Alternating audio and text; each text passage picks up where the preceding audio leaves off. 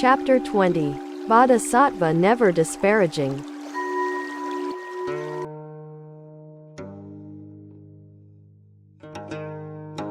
At that time the Buddha said to the Bodhisattva and Mahasattva gainer of great authority, "You should understand this. When monks, nuns, laymen or laywomen uphold the Lotus Sutra, if anyone should speak ill of them, curse or slander them, he will suffer severe recompense for his crime, as I have explained earlier. And I have also explained earlier the benefits gained by those who uphold the sutra, namely, purification of their eyes, ears, nose, tongue, body, and mind. Gainer of great authority, long ago, an immeasurable, boundless, inconceivable number of Asamkhya kalpas in the past, there was a Buddha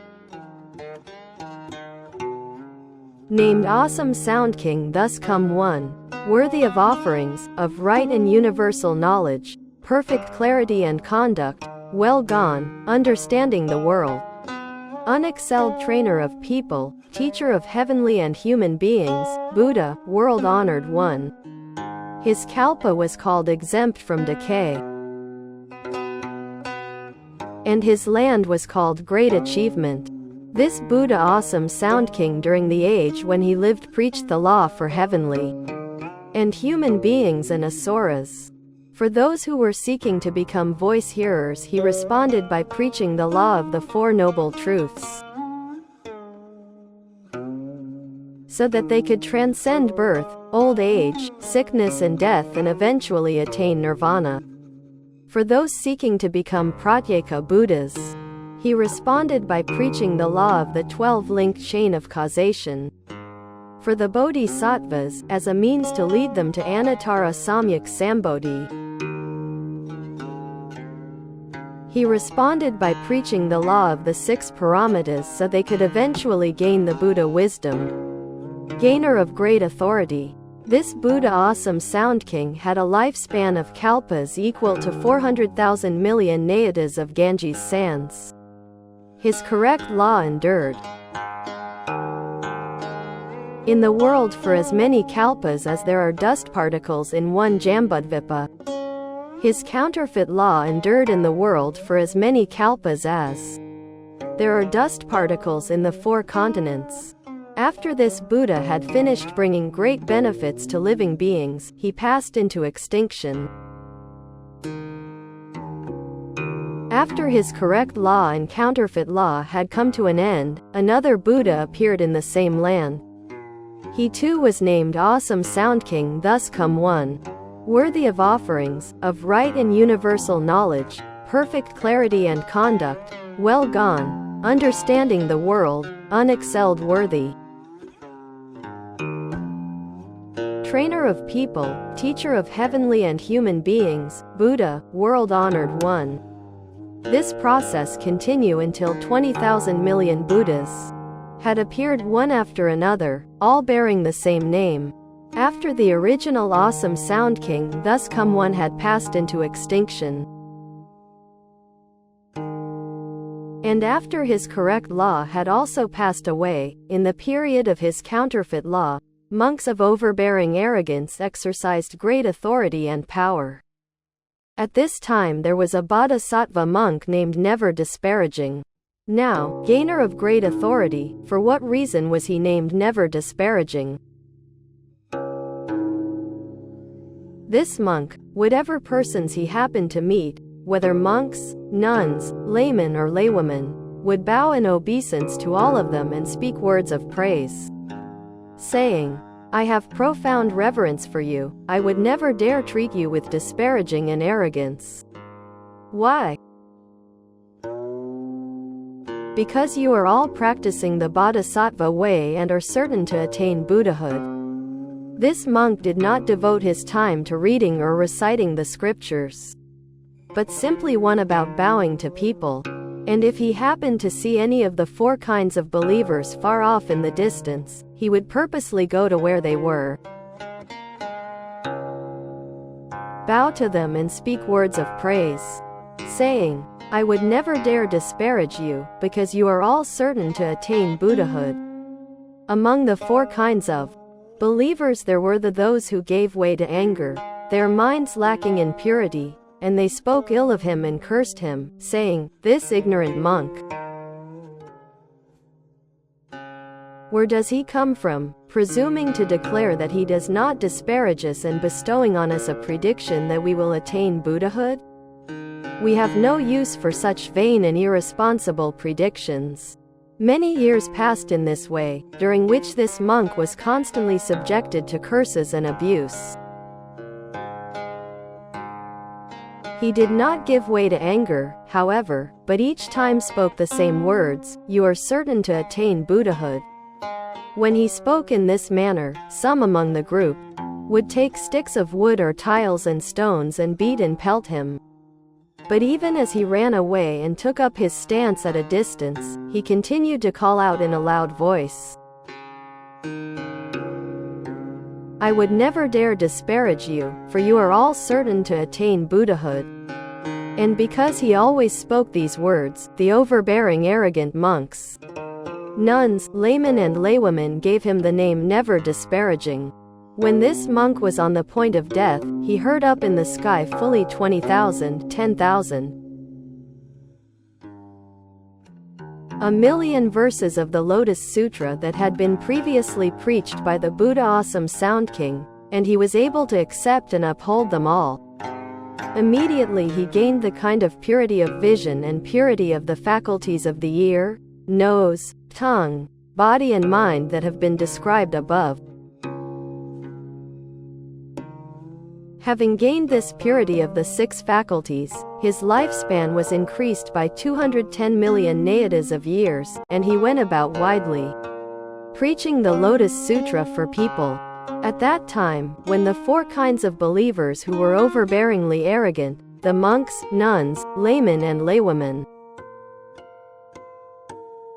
who had looked with contempt on this monk and given him the name Never Disparaging, when they saw that he had gained great transcendental powers, the power to preach pleasingly and eloquently, the power of great goodness and tranquility, and when they heard his preaching, they all took faith in him and willingly became his followers. This bodhisattva converted a multitude of 1,000, 10,000, a million, causing them to abide in the state of Anuttara Samyak Sambodhi. After his life came to an end, he was able to encounter 2,000 million Buddhas, all bearing the name Sun Moon Bright, and in the midst of their law he preached this Lotus Sutra. Through the causes and conditions created thereby, he was also able to encounter 2,000 million Buddhas, all with the identical name Cloud Freedom Lamp King. In the midst of the law of these Buddhas, he accepted, upheld, read, recited and preached this sutra for the four kinds of believers. For that reason he was able to gain perfection of his ordinary eyes, and the faculties of his ears, nose, tongue, body and mind were likewise purified. Among the four kinds of believers he preached law with no fear in his mind. Gainer of great authority, this bodhisattva and mahasattva is never disparaging. In this manner offered alms to a vast number of Buddhas, treating them with reverence and honor and praising them. Having planted these good roots, he was later able to encounter 1,000, 10,000, a million Buddhas, and in the midst of the law of these Buddhas, he preached this sutra, gaining benefits about him to attain Buddhahood. Gainer of great authority, what do you think? The bodhisattva Never Disparaging who lived at that time. Could he be unknown to you?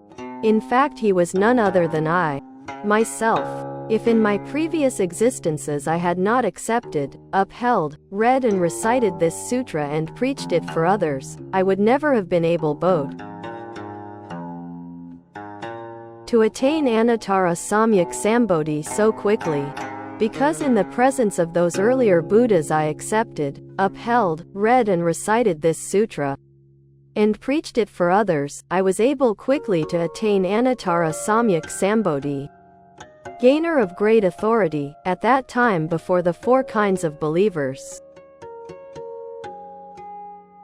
The monks, nuns, laymen and many women, because anger arose in their minds and they threatened me with disparagement and contempt, were for 200 million kalpas never able to encounter a Buddha, to hear the law, or to see the community of monks. For 1,000 kalpas they underwent great suffering in Avicii hell. After they had finished paying for their offenses, they once more encountered the Bodhisattva never disparaging, who instructed them in Anuttara Samyak Sambodhi. Gainer of great authority, what do you think?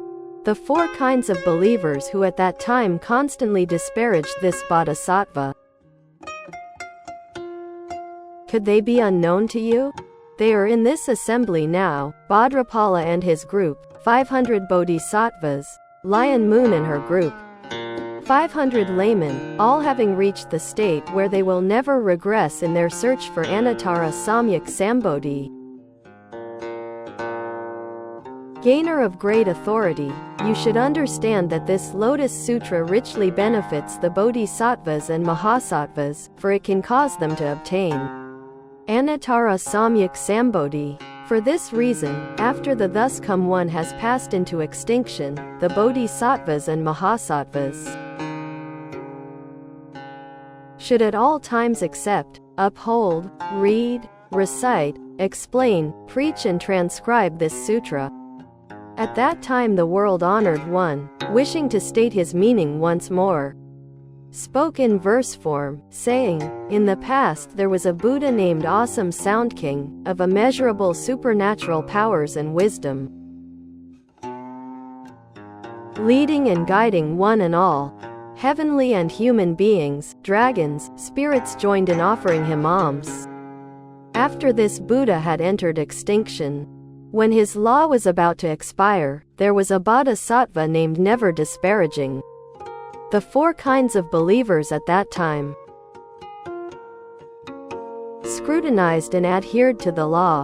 The Bodhisattva Never Disparaging would go to where they were and speak to them, saying, I would never disparage you, for you are practicing the way and all of you will become Buddhas. When the people heard this, they jibed at him, cursed and reviled him. But the Bodhisattva Never Disparaging bore all this with patience. When his offenses had been wiped out and his life was drawing to a close, he was able to hear this sutra and his 6 faculties were purified. Because of his transcendental powers his lifespan was extended, and for the sake of others, he preached this sutra far and wide. The many persons who adhered to the law all received teaching and conversion from this Bodhisattva, who caused them to dwell in the Buddha way. When Never Disparaging's life ended, he encountered numerous Buddhas, and because he preached this sutra, he gained measurable blessings. Bit by bit he acquired benefits and quickly completed the Buddha way. Never Disparaging who lived at that time was none other than myself. And the four kinds of believers who adhered to the law then, who heard Never Disparaging say, you will become Buddhas, and through the causes thus created, encounter numerous Buddhas. They are here in this assembly, a group of 500 Bodhisattvas, and the four kinds of believers. Men and women of pure faith who now in my presence listen to the law. In previous existences I encouraged these persons to listen to and accept this sutra. The foremost in the law, unfolding it, teaching people, and causing them to dwell in nirvana. So in age after age they accepted and upheld scriptures of this kind. 1,000,010,000 kalpas, an inconceivable time will pass before at least one can hear this Lotus Sutra. 1,000,010,000 kalpas. An inconceivable time will pass before the Buddhas, world-honored ones, preach this sutra. Therefore its practitioners after the Buddha has entered extinction, when they hear a sutra like this, should entertain no doubts or perplexities, but should with a single mind preach this sutra far and wide, age after age, encountering Buddhas and quickly completing the Buddha way.